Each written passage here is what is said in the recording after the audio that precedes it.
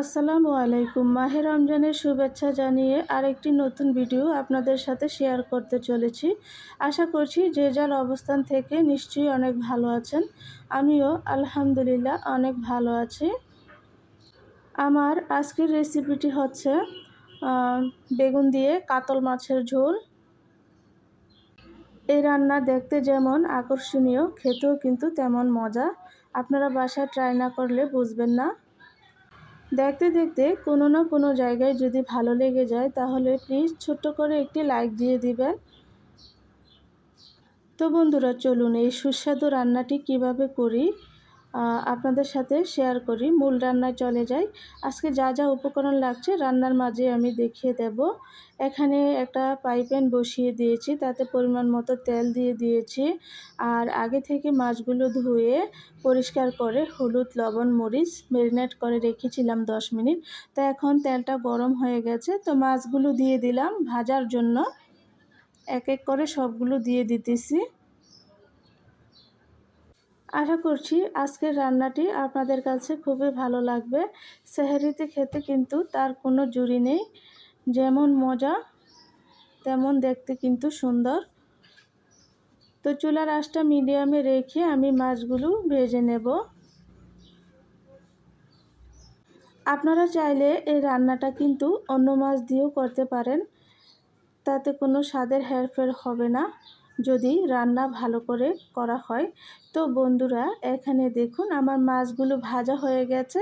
এখন এক পাশ আমি উল্টিয়ে দিচ্ছি ভালো করে। তো তেলটা একটু বেশি দিয়ে ভাজতে হবে, কারণ মাছের পিসগুলো অনেক বড় বড়, সেজন্য আমি তেলটা একটু বেশি ব্যবহার করছি। না হয় মাছগুলো ভিতর থেকে কাঁচা থেকে যাবে আর উপর থেকে ক্রিস্পি হবে। সেজন্য ডুবো তেলে ভাজতে হবে, সেজন্য তেলটা একটু বেশি ব্যবহার করেছি আমি। তো বন্ধুরা, আমার মাছগুলো কিন্তু ভাজা হয়ে গেছে। এখন সবগুলো মাছ উঠিয়ে নিয়েছি। তো বাকি রইল মাছের মাথাটা। তো মাছের মাথা সাইডের অংশগুলো দিয়ে দিলাম ভাজার জন্য। তো এগুলা ভাজতে কিন্তু খুব সাবধান, কারণ এগুলো ফুটে কিন্তু গায়ে এসে পড়ে। তো এখন মাছের মাথার সাইডগুলো ভাজা হয়ে গেছে। যেই তেলে ভেজেছিলাম সেই তেলের মাঝে আমি পেঁয়াজ কুচি অ্যাড করে দিলাম প্রায় হাফ কেজির মতন। কারণ যেহেতু মাছ অনেক বেশি, সেজন্য পেঁয়াজটাও বেশি ব্যবহার করছি আজকে। তো পেঁয়াজের সাথে দিয়ে দিয়েছি এখানে দারচিনি 2 টুকরো, তেজপাতা 2টা আর 4-5টার মতো এলাচ মাঝখান থেকে ফাটিয়ে নিয়েছি। তো এই তো আমার পেঁয়াজটা ভাজা হয়ে গেছে। এখন অ্যাড করে দিচ্ছি আদা রসুন বাটা প্রায় 3 টেবিল চামচের মতো। দিয়ে ভালো করে আদা রসুনটাকে একটু ভেজে নেব, কারণ আদা রসুনের কাঁচা একটা স্মেল আছে। তো ভাজার কারণে কিন্তু ভালো করে ভাজার কারণে কিন্তু আদা রসুনের এই স্মেলটা চলে যাবে। চুলার আঁচটা মিডিয়ামে রেখেছি। এই পর্যায়ে ভালো করে নেড়ে চেড়ে কয়েক মিনিট এভাবে ভেজে নিলাম। তো এখন বন্ধুরা অ্যাড করে দেব 1 টেবিল চামচ পরিমাণ হলুদের গুঁড়া, আর অ্যাড করে দেব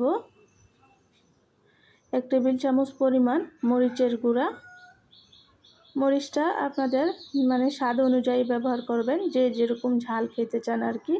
তো বন্ধুরা, এখন হলুদ মরিচ দেওয়ার পর একটু ভালো করে নেড়েচেড়ে ভেজে নেব।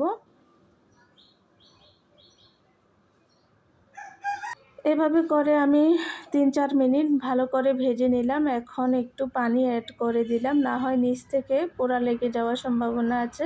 সেজন্য আমি একটু পানি অ্যাড করে দিয়েছি। দিয়ে একটু ভালো করে মশলাটাকে কিছুক্ষণ এভাবে নেড়েচেড়ে কষিয়ে নেব।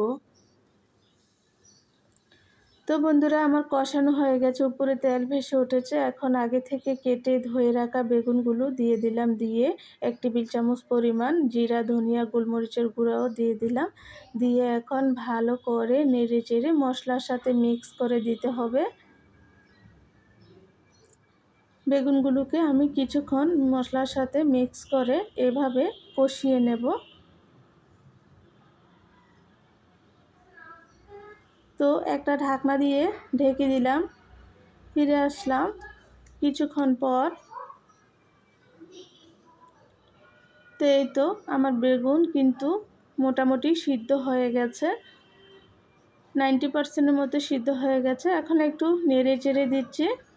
উপরেও কি সুন্দর তেল ভেসে উঠেছে, অনেক সুন্দর একটা কালার এসেছে, কিন্তু আপনারা হয়তো স্ক্রিনে দেখে বুঝতেছেন। এখন পরিমাণ মতো ঝোল অ্যাড করে দিলাম।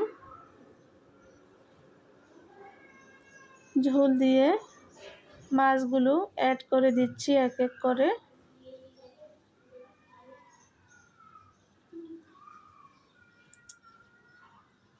আমার মনে হয় পাতিলটা যদি আরেকটু বড় হতো তাহলে ভালো হতো। তো বন্ধুরা, সবগুলো মাছ অ্যাড করে দিলাম। তো বলক এসে গেছে। এখন একটা ঢাকনা দিয়ে রান্না করবো প্রায় 5-6 মিনিটের মতন। তো ফিরে আসলাম 5-6 মিনিট পর। তো একটু নেড়ে চেড়ে লবণটাও চেক করে নিয়েছি। মাশাআল্লাহ, অনেক মজা হয়েছে। আজকের রান্নাটি কেমন হয়েছে আপনারা আমাকে কমেন্ট করে জানাবেন, কারণ আপনাদের কমেন্ট পড়তে আমার কাছে খুব বেশি ভালো লাগে।